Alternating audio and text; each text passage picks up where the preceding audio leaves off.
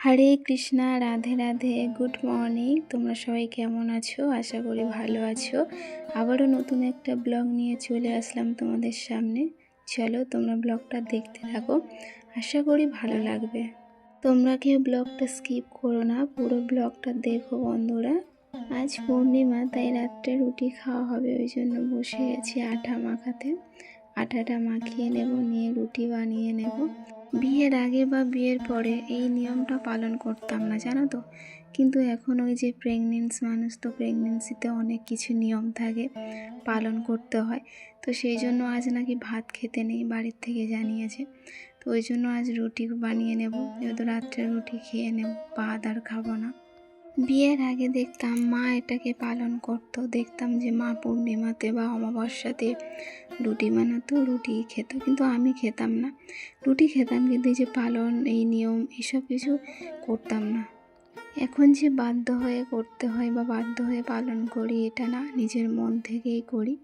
কারণ সব সময় তো নিজের কথা ভাবলে হবে না, তাই না? যাকে পৃথিবীতে নিয়ে আসতে চলেছি তার কথা তো ভাবতে হবে, বলো। আর এখন থেকে তো তারই কথাই ভাবতে হবে। কোন কাজটা কতটা শিখেছিলাম জানি না, কিন্তু এই যে রুটি বানানোটা না, এটা না বিয়ের আগের থেকে শিখেছিলাম। এই একটা কাজ আমি শিখেছিলাম ভালোভাবে, যে রুটি বানানো, কিভাবে রুটি বানাতে হয়, আঠা মাখতে হয়, বেলতে হয়, রুটি ভাজতে হয়, এসব কিছু বিয়ের আগের থেকে আমায় শেখা। কাজ পারতাম না বলে এমনও অনেক মানুষের থেকে আমাকে শুনতে হয়েছে যে আমি কিছুই পারি না বা কিছুই শেখিনি। তো আমি পারতাম না, তো তাতে কি হয়েছে? কারণ সব মানুষ তো আর প্রথম থেকেই সব কিছু শিখে আসে না, তাই না? আস্তে আস্তে সমস্ত কিছু শেখে বা উপলব্ধি করে। তেমনই আমি আস্তে আস্তে দেখো এখন প্রায় অনেক কাজ শিখে গেছি, এখন করতে পারি নিজের থেকে। শেখার কোনো শেষ নেই, তাই না? সে মানুষ যে কোনো বয়সে এসে হোক বা যখন খুশি হোক, মানুষ শিখতে পারে। চলো বেশি বক বক করবো না, আমি লিচিগুলোকে ঝটপট বানিয়ে নিই, তারপর তোমাদের সামনে আসছি আবারও কথা বলতে। চলো।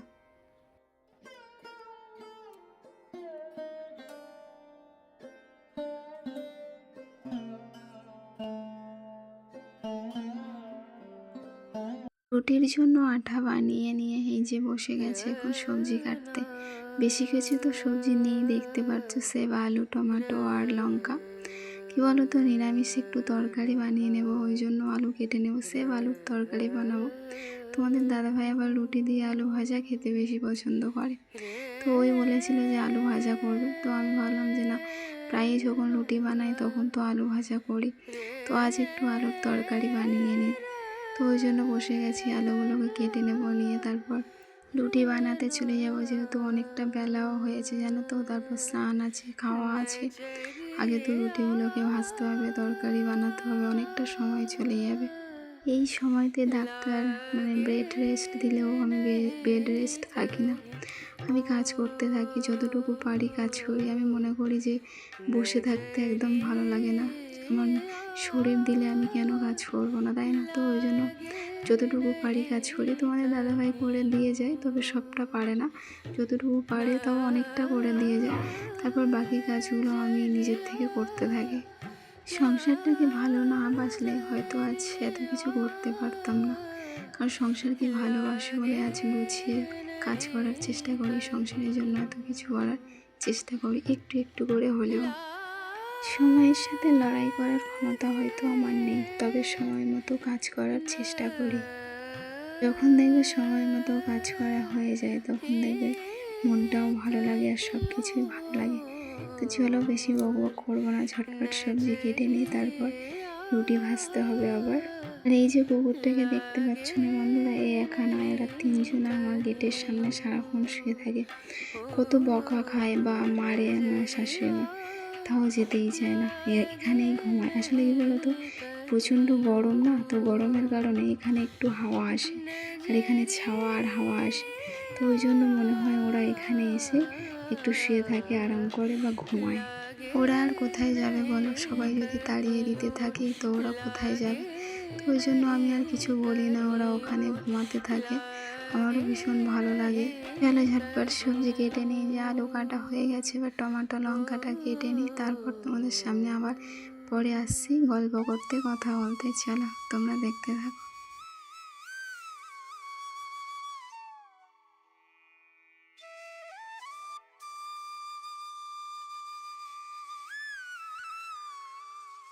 এই যে চলে আসলাম রুটি ভাজতে। সবজি কাটা হয়ে গেছে, সবজি কাটার পর চলে এসেছি রুটিগুলোকে ভেজে নেব। কিছু রুটি মানে 4-5টা রুটি আগে বানিয়ে নিয়েছিলাম, তো সেই কটা ভাবলাম আগে ভেজে নিই, নাহলে ওই যে রেখে দিলে না ঠিকঠাক রুটি ফোলে না আর কেমন একটা হয়ে যায়। তো কিছু এখনও আছে মানে বেলতে বাকি আছে, তো এই রুটি কটা ভাজবো, 2-1টা থাকবে, তখন ওই রুটিগুলো একটা করে বেলবো আর ভাজতে থাকবো। ওটাতে না রুটিটা খুব সুন্দর হয়। আর এই যে দেখো, যখনই ক্যামেরা অন করি তোমাদের সামনে রুটি বানাতে আসি, তখনই এমনটা হয়, রুটিটা ঠিকঠাক ফুলতে চায় না। সত্যি বলছি, আমার রুটিটা না খুব সুন্দর ফলে, কিন্তু এখন জানি না কেন রুটিটা ঠিকঠাক ফুলছে না। ফুলছে মানে হালকা ফুলছে, অতটাও ফুলছে না।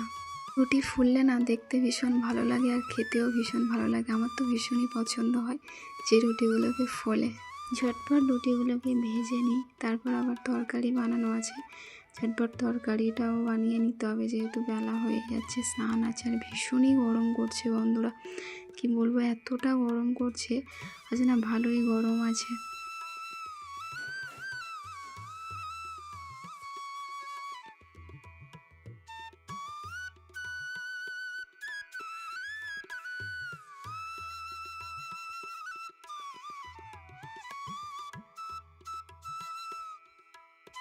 পরিষ্কার পরিচ্ছন্ন কে না ভালোবাসে বলো, ঠিক তেমনই আমি একজন। কারণ আমার সব কিছু পরিষ্কার পরিচ্ছন্ন রাখতে খুব ভালো লাগে। এই যে রুটি বানিয়ে নিয়েছি, গ্যাস ওভেনটা একটু নোংরা হয়েছে, একটু না একটু ভালোই নোংরা হয়েছে। তারপর এটাকে সুন্দর করে ক্লিন করে নিচ্ছি, পরিষ্কার করে নেব। পরিষ্কার পরিচ্ছন্ন থাকলে দেখতে ভালো লাগে আর রান্না করতেও ভীষণ ভালো লাগে। এটা নোংরা হয়ে থাকলে না, এতে না রান্না করতে একদমই আমার ভালো লাগে না। তো ওই জন্য দেখো, ভিমবার দিয়ে, আর ভিমবারটা না শেষ হয়ে এসছে, তো আরেকটা নিয়ে আসতে হবে। তো এই যে ভিমবার দিয়ে ভালো করে পরিষ্কার করে মুছে নেব ওভেনটাকে। রান্নাঘর নেই, বারান্দাতে রান্না করি, শর্ট জায়গা হলেও যতটুকু পারি পরিষ্কার পরিচ্ছন্ন রাখার চেষ্টা করি। সমস্ত কিছু পরিষ্কার পরিচ্ছন্ন গোছানো থাকলে না মনটা না নেগেটিভ থাকে, আর ভীষণ ভালো লাগে, সংসারে সুখ সমৃদ্ধি বজায় থাকে। তো আর বেশি ব্লগটা বাড়াবো না, ব্লগটা এখানেই শেষ করবো। তো আমার ব্লগটা ভালো লাগলে লাইক, কমেন্ট, শেয়ার, সাবস্ক্রাইব করে দিও। আর যারা সাবস্ক্রাইব অলরেডি করে দিয়েছো তাদেরকে অসংখ্য ধন্যবাদ ও ভালোবাসা।